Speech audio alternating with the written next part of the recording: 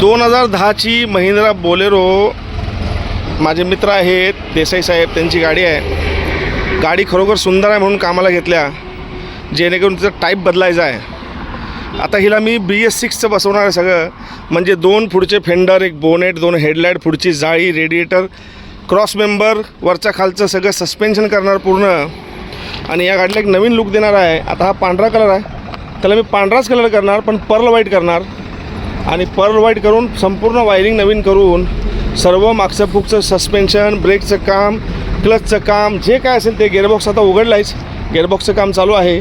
फक्त पाठीमागचा लुक जो आहे ना तो बदलता येत नाही मला, कारण त्याच्यामध्ये थोडासा जास्त फरक आहे. तरी पण प्रयत्न करणार आहे मी डिक्की बदलण्याचा. गाडी त्यांना ठेवायची आहे, त्यांच्या जवळची आहे, भावनिक दृष्टीनं एकदम जवळपास आहे ती, त्या हिशोबानं गाडी करायची आहे.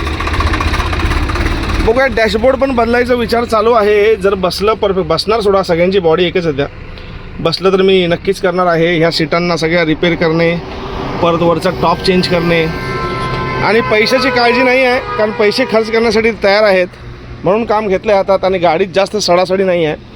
बॉडी फाउंडेशनपासून इतर सर्व काही आपण चेंज करणार आहोत आणि गाडीला एक नवीन रूप देणार आहोत. काम चालू केले, हा व्हिडिओ लक्षात ठेवा.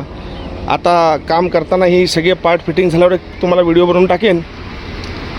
शेवटला कलर पूर्ण झाला, पॉलिश झाली, डिलिव्हरीच्या वेळेला एक व्हिडिओ टाकेन.